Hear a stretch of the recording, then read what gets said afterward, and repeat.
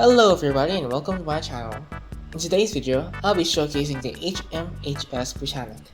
This is the first showcase that I've ever made on my channel. I was going to take a tour on my older ship, the MS Baltic, but I decided that this was more impressive because of the new innovations in my ship design. What are those improvements, you ask? Well, I'm going to tell you shortly. Now without further ado, let's get started. Hey everybody, and we're on the Britannic. So I'm going to show all the parts of the ship and in the interior as well. As you can see, this is where I sit, and you see all these colored things. Well, that's actually lights. So they illuminate the ship, they light up the ship, and I'll show that in the video soon. And these are the stairs that I just made here, so I can get up on the deck. Wait 1 second. And right here on the deck, as you can see, can fit one Robloxian, and it looks great, like so realistic. It's a bit tight, but still it can fit one Robloxian. And here other lifeboats on the deck that you can see. And this is what else? What else should I say? This is the Red Cross on the Britannic, right? Yeah. And here is a bunch of lifeboats. They fell over for some reason. I'm gonna fix that soon. And yeah, it's like everything that looks realistic about the ship. And here you can't fit a Robloxian. It's too small. Yeah. But it looks really realistic, as you can see here. There's something weird going on with the ship, but don't worry about that. And you can see here is the second class promenade, and the ship's still going a bit weird.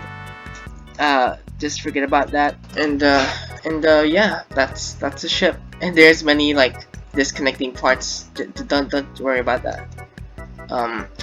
Yeah. For the windows, I used black square emoji. You can find them on Google. I just searched them and copy paste here. And yeah, I tried to make the ship as realistic as possible. Try to make everything realistic. And yeah, don't worry about the broken ship part. There's something wrong with the anchor for some reason. So this is my Britannic inside my plot and how it looks like. I'll show you what the ship looks like. Yeah, so as you can see, it's curving here because of the stern. Yeah, and yeah, look at the stern. Wow, the stern. Anyways, this is how I fold, right? This is just a sample. Yeah, and I have a bunch of engines inside the ship so I can move around. And this is for turning. You can see DA, AD, this is W, S. And yeah, this is the thing where I go up. I don't think that's that important. And yeah, there's really not much to talk about except for just looking at it. And yeah. Also, these are ballast beams. I use that for stabilization. And yeah. Now with the showcase out of the way, let's talk about my new designs. Now the first thing that you'll notice is the bow. Instead of my classic design, this design combines wedges, triangle wedges, and wedge blocks in a horizontal configuration.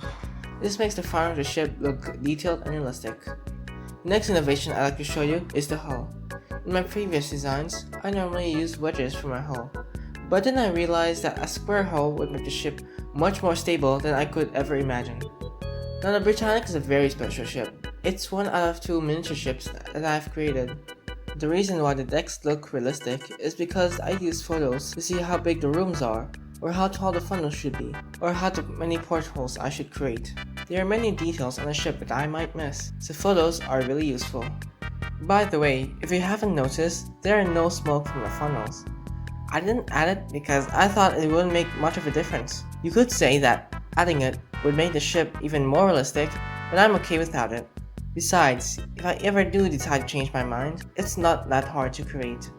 Also, I made the top of my ship ice, so that the ship doesn't become too top heavy. But I didn't make the bottom of the ship ice, because doing so would make it tip over. If you have any suggestions of how I should make my showcases, please leave them in the comments below. I'll also be showing the interior when I get to the ships that have one. The Titanic project is also nearly done. It's 85% done, and I expect to release it by the end of this month or by the beginning of next month. Thank you all for watching, and I'll see you all in the next video.